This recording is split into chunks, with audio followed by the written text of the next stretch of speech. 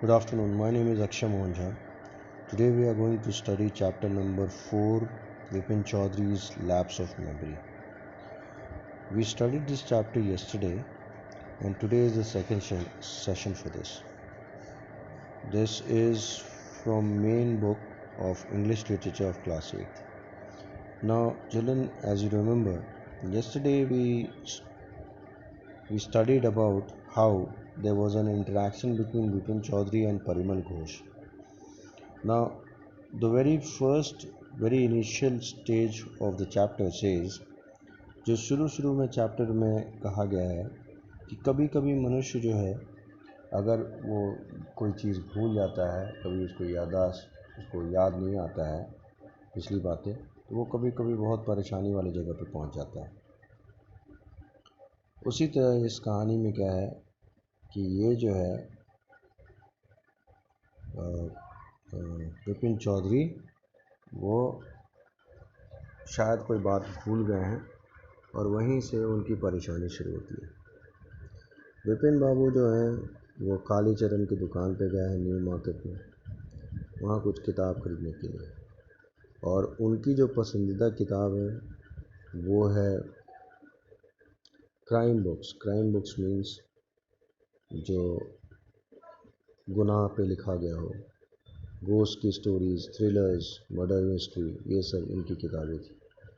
और हम लोग पढ़े हैं कि विपिन बाबू बहुत ज़्यादा लोगों में मिलते जुलते नहीं थे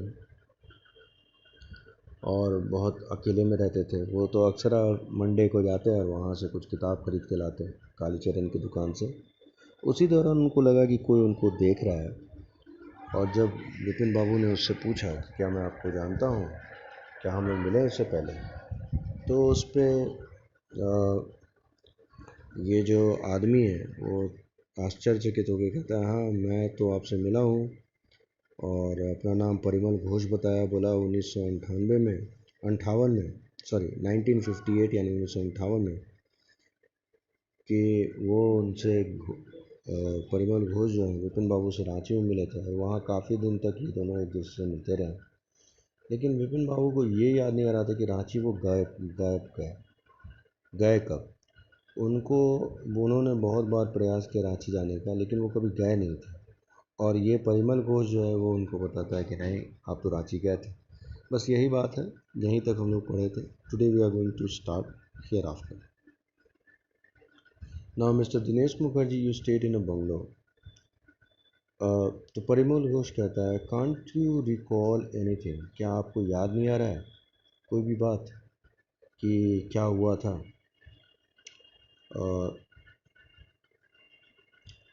Someone else you know was also in Ranchi at that time.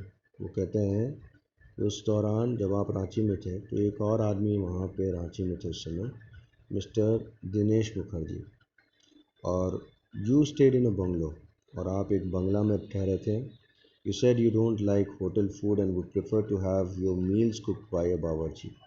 आपने ये भी कहा था कि आपको होटल का खाना पसंद नहीं है, तो आप अपने लिए खाना जो है घर पे ही बनवाते हैं और बावर्ची के हाथ से बनवाते हैं। Mister Mukherjee stayed with his sister, और ये जो मिस्टर मुखर्जी थे वो अपनी बहन के यहाँ रुक गए थे। You had a big argument about the moon landing, और आपको बहुत ही ज़्यादा बहस हुआ था उनसे चांद पे जाने को लेकर। रिमेंबर, याद है आपको? I will tell you more, मैं आपको एक और बात बताता हूँ। You always carried a bag with your books in it on your sightseeing trips. कहता है कि आपने हमेशा से एक बैग कैरी किया है बुक का, किताबों का, जहाँ कहीं भी आप देखने जाते, जगह जगह देखने जाते। तो एम आई राइट और नॉट, क्या मैं सही हूँ या नहीं?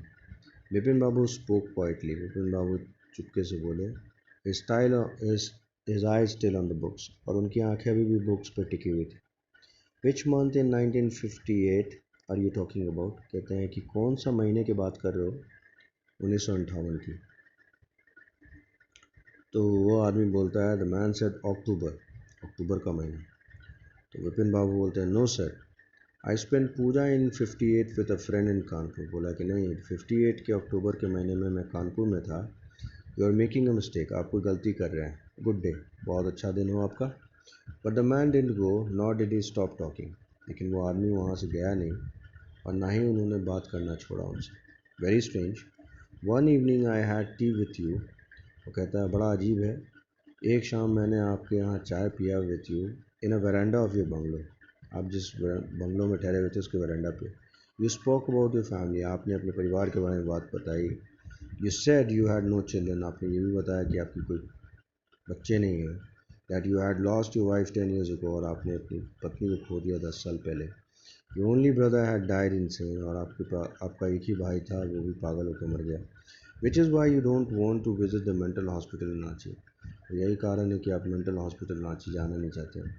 When Vipin Babu had paid for the books and was leaving the shop, जब विपिन बाबू ने किताब का दाम चुका दिया और वो वहाँ से जाने लगे, the man was still looking at him in utter disbelieve. वो जो आदमी है उनकी तरफ अभी भी देख रहा था एकटक होके, और उसको विश्वास नहीं हो रहा था। Utter disbelief means complete surprise. Now here is the comprehension check. Why did the man stare at Vipin Babu in disbelief, ये आपको बताना है। Where did Vipin Babu stay when he went in October 1958। Mention any 3 or more things that Parimal Ghosh knew about Vipin Babu. ये chapter पढ़ने से आपको पता चलता है। Try to attempt this questions on your own, I will be helping you in later on. आज नहीं, कल या परसों में हम इसका आपको कॉम्प्रिहेंशन चेक का आंसर दे देंगे। Now part 2 of the story. Vipin बाबू's car was safely parked in Bertram Street by the Lighthouse Cinema. Vipin Babu का कार जो था वो बर्थरम स्ट्रीट में पार्क था, लाइट हाउस सिनेमा के पास। He told the driver as he got into the car, और उसने अपने ड्राइवर विपिन बाबू ने अपने ड्राइवर को कहा जैसे ही वो कार में बैठे, just drive by the Ganga will you Sitaram. और ड्राइवर का नाम सीताराम था। उसने कहा, विपिन बाबू ने कहा, गंगा के किनारे किनारे ले चलो सीताराम।